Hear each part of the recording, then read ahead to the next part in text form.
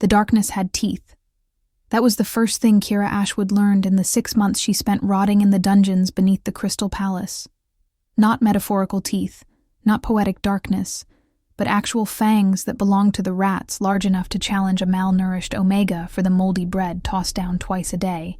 She had been Kira Ashwood, Esquire, a rising star at the Human Rights Advocacy Center in Portland, a woman who wore tailored suits and argued cases before federal judges. Now she was prisoner number 47, wearing rags that used to be a cocktail dress, and the only arguments she made were with rodents over scraps. The transformation had taken everything from her. Her career, her humanity, her choice. But it had not taken her mind. And that was going to be their fatal mistake. Before we dive deeper into Kira's journey from the darkness to the throne of justice itself, if you are enjoying this story of supernatural justice and forbidden romance, please hit that like button and subscribe to the channel.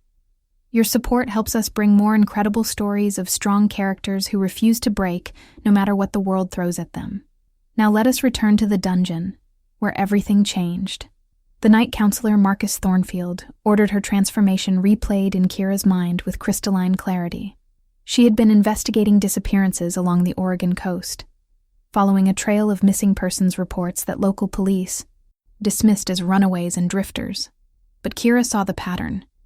17 people in 8 months, all young, all healthy, all vanishing within a 50-mile radius of Crescent Bay. She had been close, so desperately close to exposing the truth when they grabbed her outside the courthouse. 3 men, inhumanly strong, moving with predatory grace. She had fought, screaming, clawing, but they dragged her into a van that smelled of blood and fur and terror. Marcus had been waiting in an abandoned warehouse, his eyes gleaming amber in the darkness, and he had smiled as he explained exactly what he was about to do to her. Transforming a human without consent was a capital crime among werewolf kind. He told her almost conversationally, but only if anyone found out. And who would believe a hysterical Omega claiming she used to be a lawyer? The bite had felt like liquid fire injecting directly into her soul. The transformation itself had lasted 3 days of agony that rewrote every cell in her body. Kira had no alpha to guide her through the change, no pack to anchor her fragmenting mind, nothing but stone walls and her own screams. When it was over, when her bones had shattered and reformed for the final time, she was no longer entirely human. Her senses were overwhelming. Every sound too loud, every smell too intense. Every emotion from the distant pack members above her prison cell crashing into her psyche like waves against rock. They called her unstable, dangerous, a failed transformation.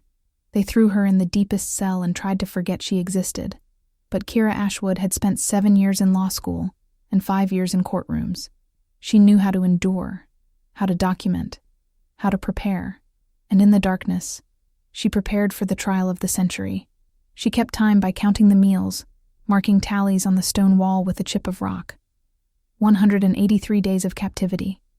She exercised in the tiny space, maintaining her strength despite the inadequate food. She meditated, sorting through the chaos of new instincts and heightened senses until she could think clearly again. Most importantly, she listened. The dungeon was beneath the palace, and sound traveled strangely through stone when you had werewolf hearing. She heard conversations between guards, gossip between servants, arguments between council members. She learned the structure of the realm she had been dragged into, the politics, the laws, the power dynamics. And she discovered something fascinating about her transformation. While most werewolves could sense emotions through pack bonds, Kira could sense truth and lies. Every false word spoken within range of her awareness rang like a discordant bell in her mind. It was a rare gift, one that appeared perhaps once in a generation, and Marcus had accidentally created his own nemesis. The night everything changed began like any other night in hell. Kira was running through legal arguments in her mind, a habit that kept her sane. When she felt something different ripple through the pack bonds, power, immense and ancient, moving through the palace above her, the guard suddenly snapped to attention, and she heard boots on the stairs descending to the dungeon level. multiple sets, moving with military precision.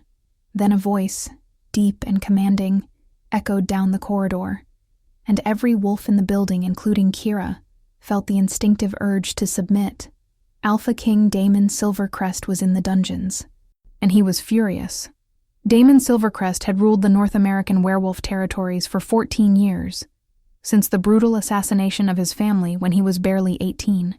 He was known for his iron control, his strategic brilliance, his absolute intolerance for weakness. What few knew was that he despised the throne he sat upon, the system of corruption and cruelty he had inherited, the compromises he made daily to hold together a realm constantly on the edge of civil war. He conducted surprise inspections of his territories regularly, refusing to rely solely on reports from subordinates who might hide inconvenient truths. When persistent rumors reached him of prisoners being held illegally in his own palace dungeons, prisoners who had supposedly died or been transferred months ago, he decided to investigate personally. What he found in those dark cells would change everything. The dungeon master, a gnarled beta named Silas, was stammering explanations as Damon moved from cell to cell, his fury building with each horrific discovery. Wolves who should have been released months ago. Political prisoners held without trial. Omegas who had committed no crime, beyond refusing advantageous matings. And then he reached cell 47, and his entire world tilted on its axis. The Omega inside did not cower or grovel. She stood in the center of her cell, painfully thin, but unbowed. Her dark hair matted, but her eyes blazing with intelligence and rage. When their gazes met, the mate bond snapped into place with the force of destiny itself, and Damon forgot how to breathe. This filthy, furious, magnificent woman was his fated mate, and someone had locked her in a dungeon beneath his own palace. Take a moment to drop a comment below about what you think Kira should do when she comes face to face with the Alpha King. Should she trust him, or assume he is part of the conspiracy that destroyed her life? Your theories and thoughts make this community amazing, so please share them below while we continue with this confrontation that will reshape the entire werewolf realm. Kira felt the mate bond activate, that primal pull that every werewolf dreamed of finding, and her first coherent thought was absolutely not. She had spent 6 months surviving hell, and she would not let biology override her agency ever again. The male standing outside her cell was beautiful in the way apex predators were beautiful, all-controlled power and dangerous grace, his dark hair and silver eyes marking him as pure Silvercrest bloodline. He wore authority like a second skin, and every wolf near him radiated submission. She recognized him from the coat of arms carved above the dungeon entrance. Alpha King Damon Silvercrest, supreme ruler of the werewolves, the man whose laws had failed to protect her, whose justice system had allowed Marcus to transform and imprison her. The mate bond could go straight to hell. Damon stared at the woman who was somehow his mate, trying to reconcile what he was seeing with what he knew to be possible. Omegas were typically smaller, softer, designed by genetics to nurture and mediate. This Omega looked like she had fought a war and refused to surrender despite losing every battle. Her clothes were rags. Her body showed signs of severe malnutrition. But her posture was that of someone who expected to be obeyed, not someone who had spent months in captivity. When she spoke, her voice was hoarse from disuse, but her words were precisely chosen, and Damon realized with shock that she was speaking in legal terminology, formally invoking statutes of werewolf law that most pack members did not even know existed. She was not begging for mercy. She was filing a verbal motion for habeas corpus, and she was doing it with the confidence of someone who had spent years in courtrooms. Kira cited section after section of the ancient laws, the foundational legal code that governed all werewolf kind. She pointed out that she had been held for 183 days without formal charges, without trial, without legal representation, in direct violation of the Accords of 1823.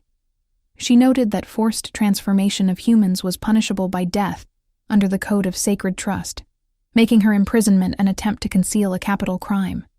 She detailed the conditions of her captivity, creating a verbal record that could not be ignored or dismissed. And then she looked the Alpha King directly in his silver eyes. and informed him that he was personally liable for every violation that had occurred under his authority, and she would see him held accountable in a court of law if he did not immediately remedy these injustices. The guards looked horrified. Silas looked faint. Damon felt something he had not experienced in years. Hope. He ordered her cell opened immediately. He commanded that she be taken to the royal healer, fed, clothed, and treated with every courtesy due to a pack member of high standing. Then he informed the dungeon master and every guard present that they were under investigation for crimes against the realm, and they should prepare to answer formal charges. Kira refused to leave her cell until he provided those orders in writing, with his official seal, and witnesses to confirm them.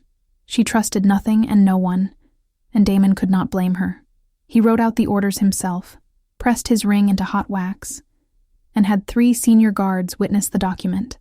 Only then did Kira emerge from her prison, moving with careful dignity despite her weakness, and she looked at him with eyes that promised retribution.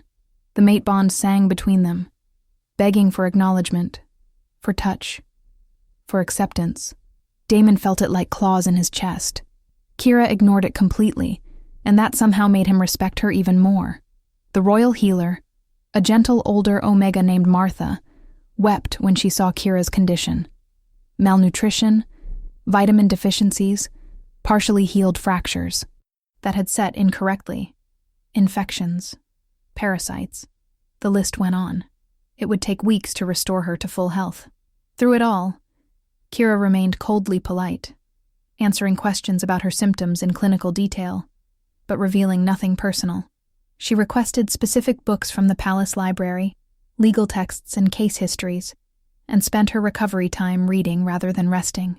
When Martha gently suggested she might want to talk to someone about her trauma, Kira replied that she would be happy to provide testimony under oath during the trial she intended to demand.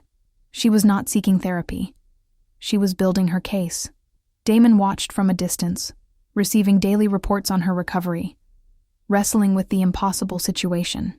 His mate, his fated mate, the one person in the entire world meant specifically for him, despised him. She had every right to despise him. The system he led had failed her catastrophically. He wanted to go to her, to beg forgiveness, to explain that he had not known, but he suspected she would tear those excuses apart with lawyerly precision. Instead, he did what he should have done years ago. He ordered a complete investigation into every prisoner in his territories, every case of forced transformation, every suspicious disappearance. What his investigators uncovered was worse than he had imagined. Marcus Thornfield had been running a human trafficking operation for over a decade, transforming humans who discovered too much, selling supernatural mercenaries to the highest bidder, and using his position on the council to cover his crimes. Kira was not his only victim. She was simply the only one who had survived with her sanity intact. 3 weeks after her liberation, Kira received a summons to the Alpha King's private office. She went prepared for battle, wearing clothes provided by the palace that actually fit her recovering body, her hair clean and braided, looking like the professional she used to be. Damon's office was elegant and intimidating, all dark wood and leather, shelves filled with books and artifacts from centuries of werewolf history. He stood when she entered, a courtesy that surprised her, and gestured to a chair across from his desk. She remained standing, and after a moment, so did he. They faced each other across that desk like opposing counsel, and Damon began the negotiation that would change both their lives forever. He laid out everything his investigation had uncovered: documents, testimony, evidence of Marcus's crimes spanning years.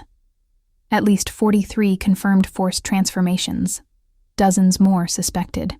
A network of corruption that reached into the highest levels of werewolf government, and the revelation that Marcus had been planning a coup, building an army of transformed wolves loyal only to him, preparing to overthrow Damon and seize the throne. Kira listened without interruption, her face expressionless, but Damon could feel her rage through the mate bond she refused to acknowledge. When he finished, she asked a single question. "Why are you telling me this?" "Because," Damon replied quietly, "I need your help, and I am willing to offer you something you want in return. Justice." His proposal was audacious. He wanted to create a new position, a royal judge with authority to investigate and prosecute crimes by high-ranking werewolves, someone outside the traditional pack hierarchy who could not be intimidated or bribed, someone who could sense lies and uncover truth, someone who had every reason to want the corrupt system burned to the ground and rebuilt properly. He wanted Kira to become that judge, to preside over the trial of Marcus Thornfield and everyone who had aided his crimes.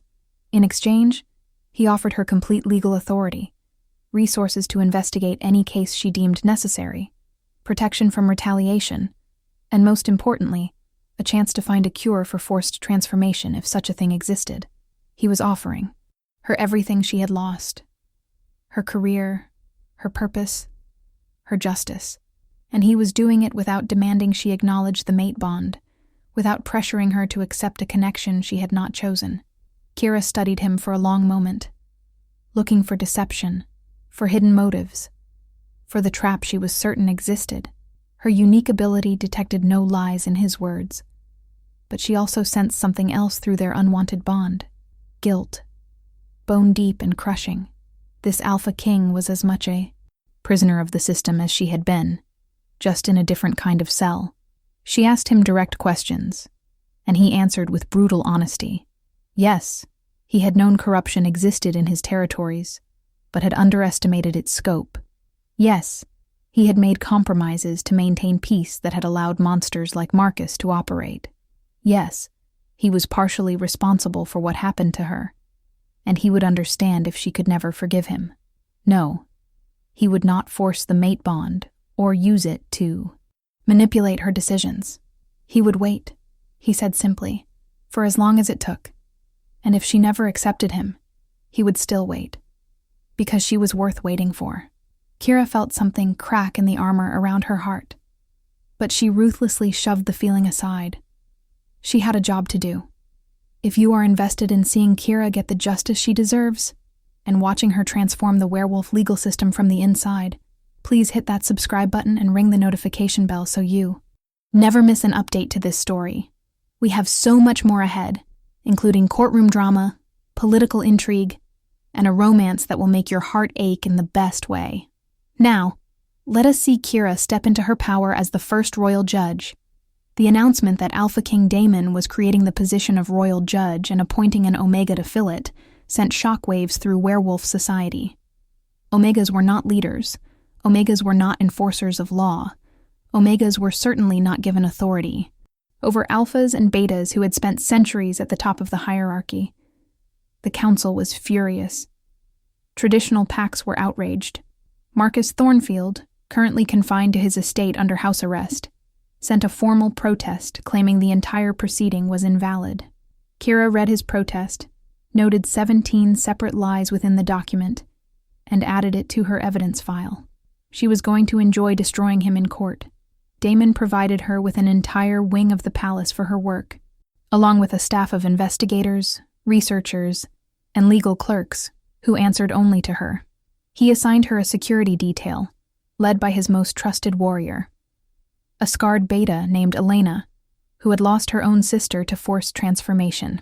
Elena took one look at Kira and declared that anyone who wanted to harm the judge would have to go through her first. And that was not going to happen. Kira appreciated the protection, but insisted on learning to fight properly. She might be an Omega. She might be new to werewolf abilities, but she would never be helpless again. Elena grinned and agreed to train her personally, warning that she did not go easy on anyone. Kira replied that she did not want easy. She wanted effective, and they began sessions that left Kira bruised and exhausted and more confident every day. Preparing for the trial consumed 12 hours a day minimum. Kira interviewed victims, many of whom had never told anyone what Marcus had done to them. She traced financial records showing money flowing from illegal operations into Marcus's accounts and then being distributed to co-conspirators. She discovered that Marcus had allies on the council, alphas who benefited from his trafficking network, betas who had been bribed or blackmailed into silence. The conspiracy was vast, and dismantling it would require perfect legal strategy. Kira worked with a focus that bordered on obsession, and Daemon watched her from the edges, providing whatever she needed, never asking for anything in return except progress reports. The mate bond pulled at both of them constantly, an ache that never quite faded, but they maintained professional distance even as the tension between them built to unbearable levels. Late one night, 6 weeks into trial preparation, Kira was still working in her office when Damon knocked on her door. He brought food, real food from the palace kitchens, and pointed out that she had missed dinner again. She wanted to snap at him for treating her like she could not take care of herself, but her traitorous stomach growled at the smell of fresh bread and roasted meat. They ate in silence for a while, and then Damon asked if she ever regretted accepting his offer. Kira considered the question carefully. She told him that she regretted being transformed, regretted losing her human life, regretted every moment in that cell. But becoming royal judge, having the power to ensure no one else suffered as she had, being able to dismantle the system that had failed so many people. No, she did not regret that. Damon smiled, a real smile that transformed his usually stern face into something heartbreakingly young, and told her she was exactly what the realm needed. Kira felt that crack in her armor widen, but she still was not ready to trust, not yet. The trial began on the autumn equinox, a date chosen deliberately for its symbolic significance of balance and judgment.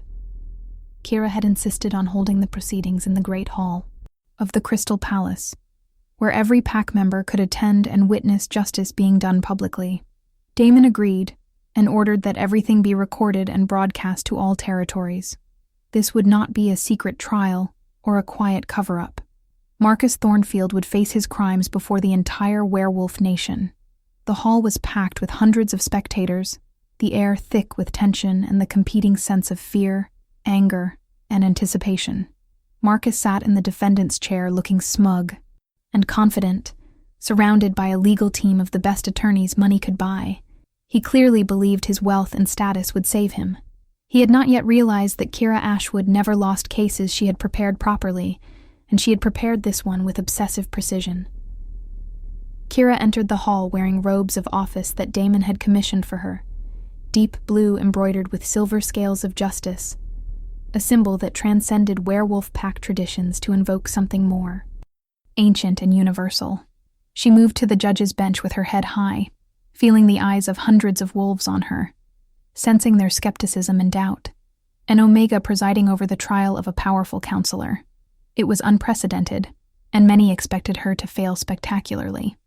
She called the court to order with a voice that carried clearly through the huge space, and began the trial that would last 3 months and reshape werewolf society forever. The first week focused on establishing facts. Kira called victim after victim to testify. Humans who had been transformed and discarded, families torn apart by Marcus's trafficking network, fellow werewolves who had witnessed crimes and been threatened into silence. Each testimony was devastating, and Kira made sure every word was documented carefully. Marcus's attorneys tried to discredit the witnesses, claiming trauma had made them unreliable, but Kira turned that strategy against them. She pointed out that dismissing traumatized witnesses meant powerful predators could act with impunity, knowing their victims would never be believed. She cited precedent after precedent where werewolf courts had accepted testimony from distressed witnesses. She made it clear that the defense was attempting to silence victims for a second time, and she would not allow it. The second week brought financial evidence, and this was where Kira truly shone. She had spent years as an attorney working financial fraud cases, and she understood money trails the way trackers understood cents. She presented documents showing exactly how Marcus had funded his operation, where the money came from, where it went, which legitimate businesses were fronts for illegal activity. She connected him directly to 12 different criminal enterprises and showed how he had used his counsel position to protect himself. Marcus's attorneys tried to claim the financial records were forged or misinterpreted, but Kira had anticipated every objection and had authentication from multiple independent sources. The evidence was ironclad, and even Marcus started to look worried. During the third week, Kira revealed the conspiracy's scope. She presented evidence that Marcus had not acted alone, that he had 5 co-conspirators on the council and another 8 in various positions of power throughout the territories. She named them publicly, detailing each one's role in the operation. The courtroom erupted in chaos. Council members tried to flee and were detained by Damon's guards. Wealthy alphas who had considered themselves untouchable realized they were about to face the same justice as everyone else. Kira called for order and waited patiently for the room to settle before continuing. This was not just about Marcus, she explained. This was about a system that allowed such corruption to flourish. This was about ensuring it never happened again. Leave a comment below about which part of the trial you are finding most compelling. Is it the victim testimonies, the financial evidence, or the revelation of the conspiracy's true scope? Your engagement helps us know what elements you love most in these stories. The fourth week belonged to Kira's most devastating evidence, the testimony of Dr. Sarah Chen, a human scientist who had been forced to work for Marcus researching methods to make forced transformations more reliable and to create ways to control transformed wolves chemically.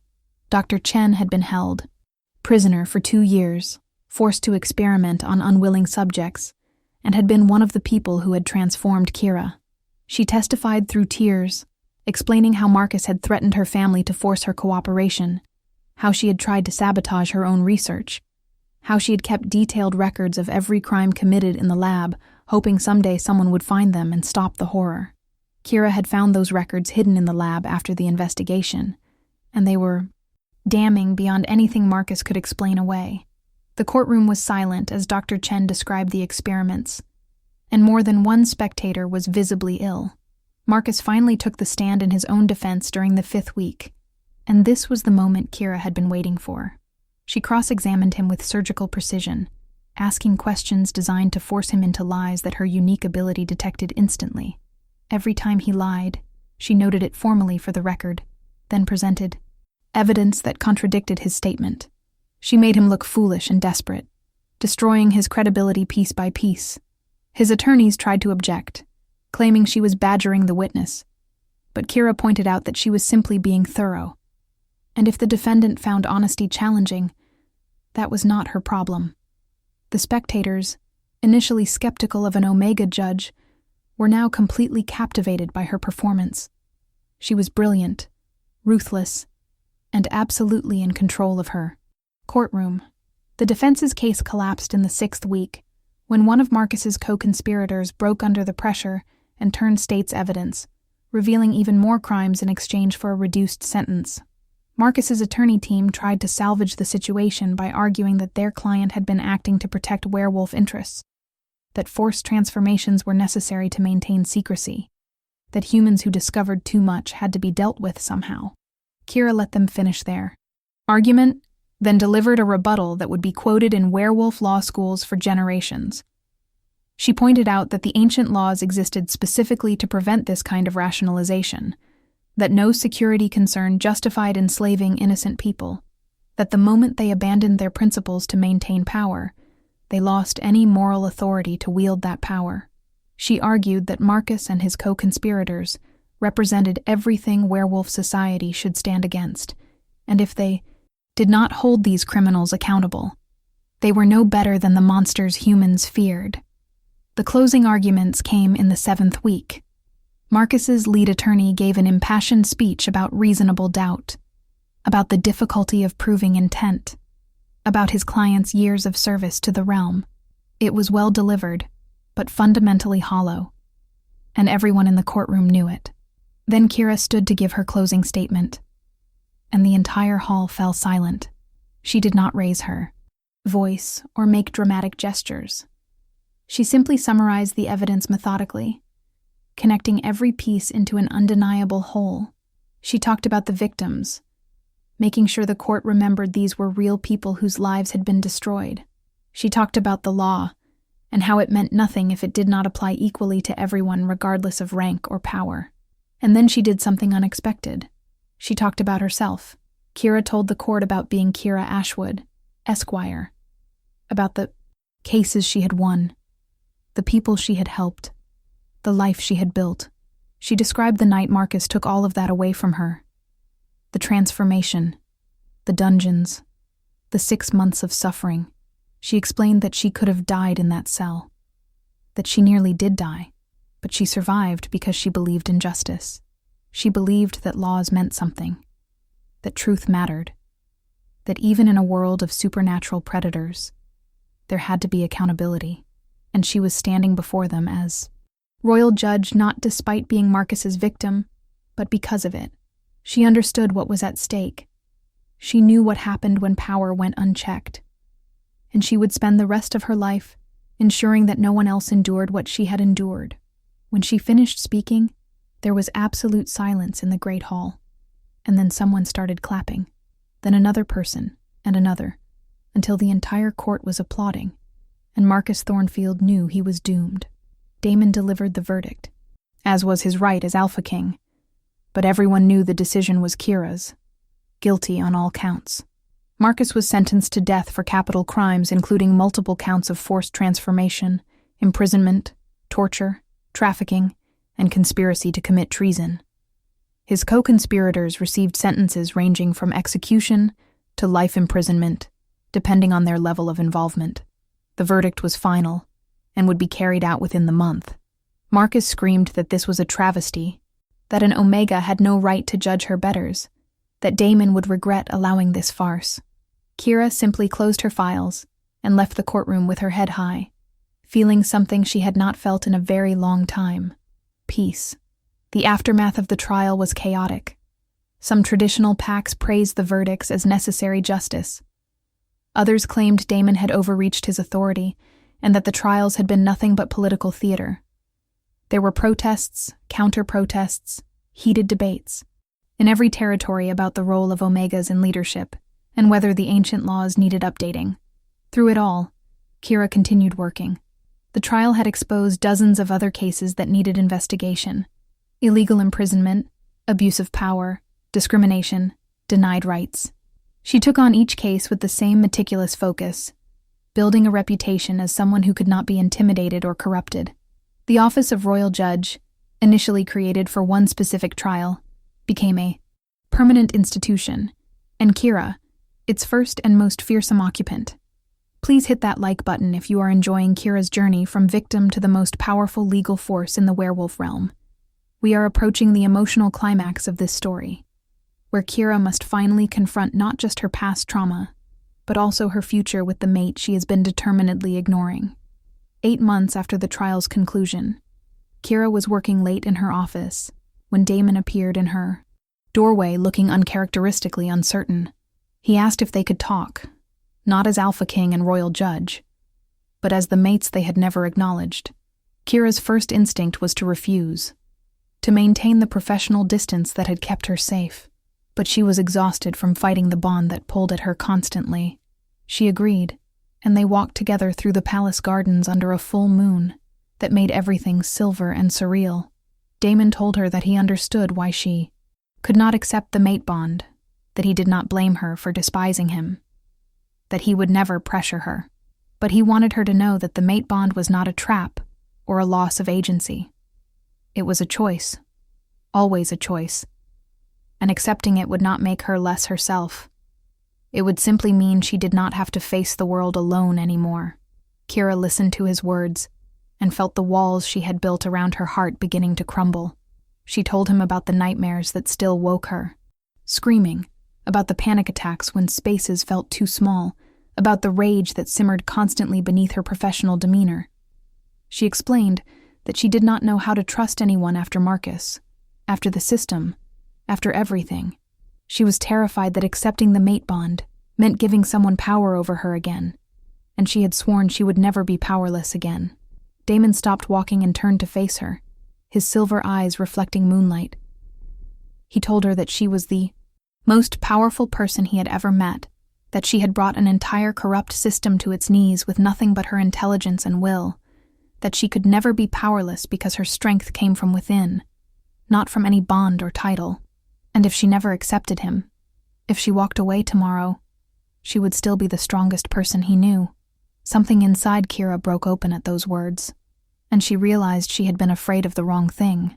The mate bond was not the danger. Remaining closed off, refusing connection, building walls so high that nothing could reach her, that was the real danger.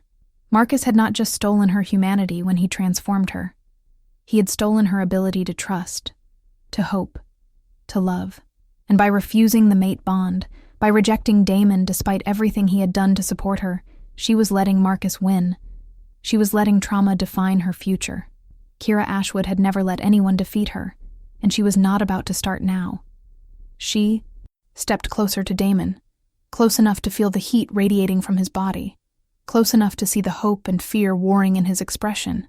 She told him she was still angry about what had happened, that she might always carry scars from those 6 months in darkness, that accepting the mate bond did not mean forgetting or forgiving the system that had failed her. But she was tired of fighting alone, and if he was willing to wait while she learned how to trust again, she was willing to try. Damon did not grab her or rush her. He simply offered his hand, palm up, waiting. Kira placed her hand in his, and the mate bond that they had both been suppressing for months roared to life. It was not the overwhelming loss of self she had feared. It was warmth and connection, and the sense of coming home after a long journey.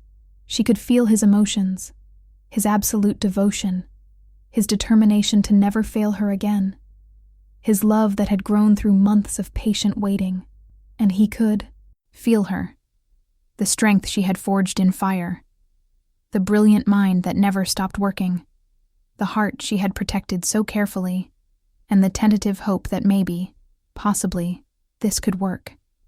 They stood together in the moonlit garden, hands clasped, two broken people choosing to heal together, and for the first time since her transformation, Kira felt genuinely happy.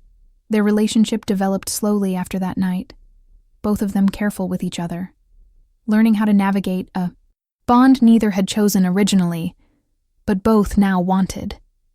Damon was patient, never pushing, always respectful of Kira's boundaries.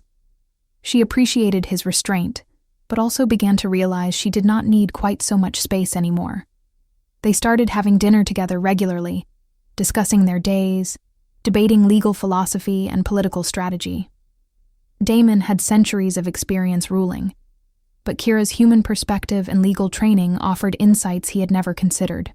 Together, they began implementing reforms across the werewolf territories, updating laws, establishing protections for omegas and transformed wolves, creating oversight committees to prevent future corruption.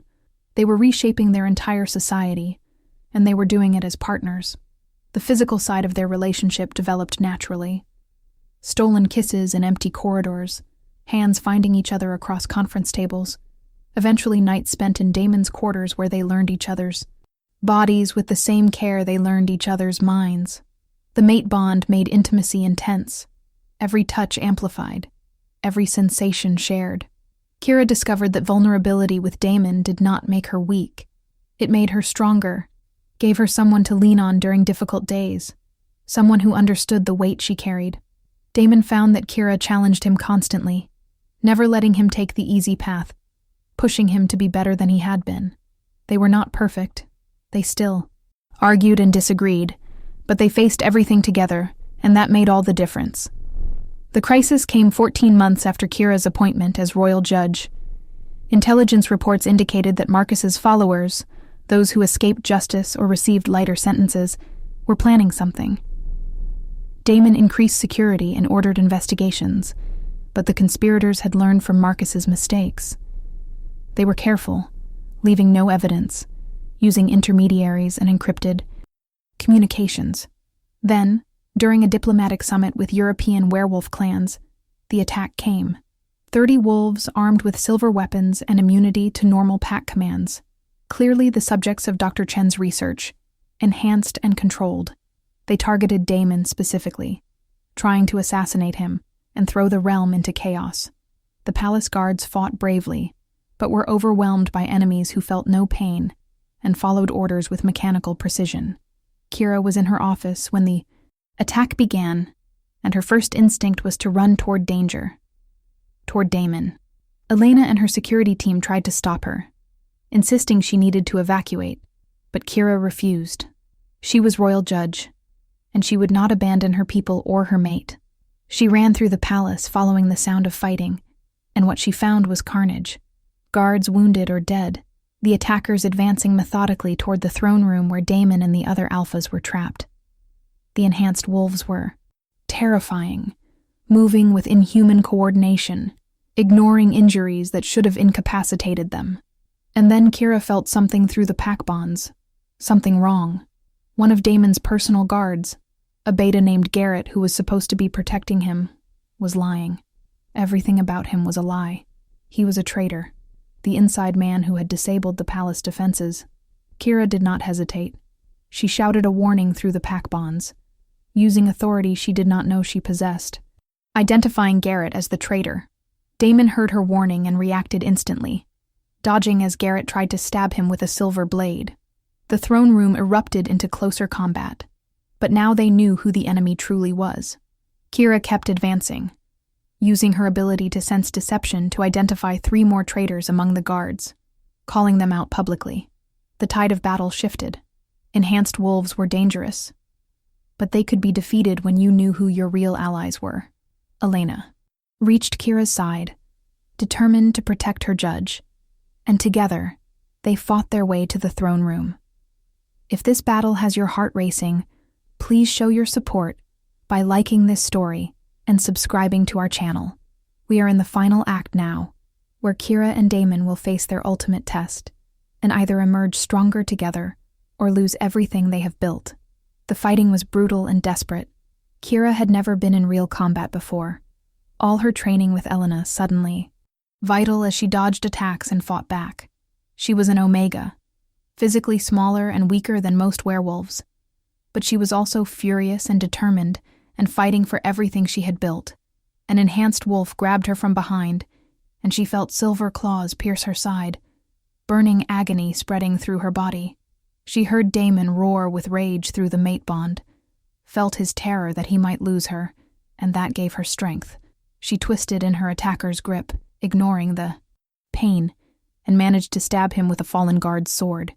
The enhanced wolf collapsed, and Kira stumbled forward, bleeding heavily but still moving. She reached the throne room to find Damon fighting 4 enhanced wolves simultaneously while protecting wounded alphas behind him. He was magnificent and terrifying, pure predator, but even he could not hold forever against these odds. Kira used the last of her strength to shout another warning, identifying the final traitor who was about to attack Damon from his blind side. Damon spun and caught the blade meant for his heart, disarming the traitor and ending the threat. The remaining enhanced wolves fell quickly once their coordination was disrupted. The battle was over, the conspirators defeated, and Kira collapsed as her injuries finally overwhelmed her. She woke 3 days later in the royal infirmary with Damon holding her hand. He looked terrible, exhausted and haunted, and she realized he had not left her side the entire time. Her wound had been severe, the silver poisoning nearly fatal. But Martha had worked miracles, and Kira's own werewolf healing had done the rest. Damon told her she had saved his life, saved all of them, that without her warning about the traitors, the attack would have succeeded. Kira pointed out that he had saved her plenty of times, that they were even, and maybe they should stop putting themselves in situations where saving became necessary. Damon laughed, actually laughed, and pulled her carefully into his arms. Mindful of her healing injuries, he told her he loved her, that he had loved her from the moment he saw her in that cell refusing to break, and he would love her until his dying day. Kira kissed him and told him she loved him too, which was terrifying and wonderful, and somehow exactly right. The revelation that Marcus's followers had nearly succeeded in a second coup led to even more reforms. Kira pushed for complete transparency in werewolf government, for mechanisms that allowed ordinary pack members to report corruption without fear, for education about rights and laws, so that no one could prey on ignorance. Damon supported every initiative, using his authority as Alpha King to force through changes that traditional packs resisted. They faced opposition, protests, even attempts at political maneuvering to limit Kira's authority, but they had built too much momentum. The younger generation of werewolves, those who had grown up seeing Omegas and women and transformed wolves treated as lesser, rallied behind the reforms. Change was coming whether the old guard liked it or not. 2 years after the trial that changed everything, Kira stood before the Werewolf High Council to present her final report on judicial reforms.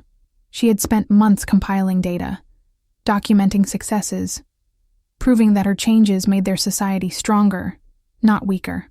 The council, which had once dismissed her as an unstable Omega, now listened respectfully as she outlined plans for expanding the royal judge system to every territory, creating a network of independent judicial officers who could investigate and prosecute crimes, regardless of the perpetrator's rank. Some council members still grumbled about tradition and proper hierarchy, but the evidence was undeniable. Crime was down, victim reporting was up, and PAC members across all territories reported higher satisfaction with justice system outcomes. Kira's reforms worked, and the council voted to adopt them permanently. After the council session, Damon found her on one of the palace balconies overlooking the city. He brought champagne to celebrate her victory, and they toasted to justice, to reform, to the future they were building together. Kira leaned against him, feeling content in a way she never imagined possible during those dark months in the dungeon. She had not just survived her transformation and imprisonment. She had transformed them into purpose, into power, into meaningful change. Marcus had tried to break her spirit, to make her disappear, to erase the inconvenient human who discovered too much. Instead, he had created his worst nightmare, a judge who could not be corrupted or intimidated, who understood both human and werewolf law, who had the Alpha King's complete trust and support. Kira smiled, thinking about the irony. Damon asked what she was smiling about, and she told him she was thinking about how everything terrible that had happened had somehow led to this moment, to them, to the work they were doing together. She did not believe things happened for a reason, or that her suffering was necessary or justified, but she did believe in making meaning from pain, in choosing to move forward rather than remain trapped in the past. She had been given power, authority, a mate who respected her autonomy, and a purpose that fulfilled her. She was going to use all of it to make sure no one else endured what she had endured. That was justice. Not revenge, not punishment for its own sake, but prevention and protection, and ensuring that laws actually meant something. Damon pulled her closer and told her she was exactly what he had always hoped to find in a mate, someone who made him better, who challenged him, who shared his vision of what their world could become. Before we reach the epilogue, please leave a comment sharing your favorite moment from Kira's incredible journey from dungeons to the throne of justice. Was it the trial, the romance, the battle, or the reforms? Your engagement means the world to us, and we love reading your thoughts. The formal mating ceremony happened 6 months later, a massive celebration that combined human and werewolf traditions. Kira wore white because she damn well felt like it, traditional be damned, and Damon wore formal robes with the Silvercrest coat of arms. They exchanged vows they had written themselves, promising partnership, respect, trust, and love. When Damon bit her neck to complete the mate bond permanently, Kira felt the connection lock into place, permanent and perfect, and she knew she had made the right choice. They were announced as Alpha King Damon Silvercrest and Royal Judge Kira Silvercrest, equal partners, and the crowd cheered loud enough to shake the palace walls. Their honeymoon was spent touring territories, showing unity, meeting with local PACs. Everywhere they went, Kira held office hours where PAC members could bring grievances directly to her. She heard dozens of cases, small and large, and made rulings that were fair and consistent with established law. She met Omegas who told her she inspired them, young wolves who said they wanted to study law because of her, transformed wolves who thanked her for giving them a voice. Each conversation reinforced that the work she was doing mattered, that changing the system from the inside was possible, that one person really could make a difference if they refused to give up. 3 years after her imprisonment, Kira received a letter from Dr. Sarah Chen. The scientist had been working quietly on researching forced transformation, trying to find ways to help those who wanted to reverse the process. She had made a breakthrough, a treatment that could potentially restore humanity to wolves transformed within the past 5 years. The success rate was not perfect, and the process was difficult, but it was possible. Dr. Chen wanted to know if Kira was interested in being restored. Kira read the letter twice, then showed it to Damon. He told her he would support whatever decision she made, that he loved her regardless of whether she was werewolf or human, that her choice was her own. It was the perfect response. Kira thought about it for weeks. She thought about her life as a human, the career she had loved, the normalcy she had lost. She thought about her current life, the power she wielded, the changes she was implementing, the mate bond that connected her to Damon. She thought about all the transformed wolves who needed advocates, who needed someone in power who understood their experience. In the end, the choice was clear. She wrote back to Dr. Chen thanking her for the research but declining treatment. Kira was no longer interested in returning to her human life. She had built something better here, something meaningful, and she was not finished yet. She was Kira Ashwood Silvercrest, royal judge, and she had a justice system to reform. 5 years after the trial, that changed werewolf society forever, Kira sat in her office reviewing case files when she felt something new through the mate bond. Surprise, wonder, joy. She followed the pull to find Damon in the throne room holding a small bundle. An abandoned Omega pup, he explained, found at the border. Maybe 3 months old. The pack that had custody could not keep her, and she needed placement. Kira looked at the tiny face, felt something shift in her chest, and knew this was their daughter now. They named her Hope because she represented the future they were building, a world where Omegas were valued and protected, where every pup had rights and opportunities regardless of their designation. Raising Hope while continuing their work was challenging, but they had help from the pack, from friends like Elena and Martha, from each other. Their family grew, their love deepened, and the reforms continued. 10 years after Kira's transformation, the werewolf territories had changed dramatically. The royal judge system was established in every region with independent judges investigating corruption and protecting rights. Laws protecting transformed wolves, Omegas, and vulnerable pack members were enforced consistently. Education programs taught all werewolves about their legal rights and responsibilities. The old system of unchecked alpha authority and Omega submission was dissolving, replaced by something more equitable. There was still work to do, resistance to overcome, minds to change, but progress was undeniable. And at the center of it all was Kira, the Omega judge who had survived the worst of the old system and dedicated her life to building something better. On the 10th anniversary of her liberation from the dungeons, Damon organized a memorial service, not for celebrating her survival, though that was worth celebrating, but for honoring all the victims of forced transformation and illegal imprisonment. Kira spoke at the service, her voice steady, telling the stories of those who had not survived, ensuring they were remembered. She planted a tree in the palace gardens for each confirmed victim, creating a living memorial that would grow and thrive as their society healed. It was painful and necessary, acknowledging the past while moving toward the future. Many victims' families attended, and Kira spoke with each of them, offering what closure she could provide.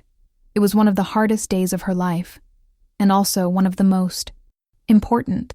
That evening, exhausted and emotionally drained, Kira found Damon waiting for her with their daughter Hope, now a bright and curious 5-year-old who was already showing signs of having inherited her mother's stubborn determination.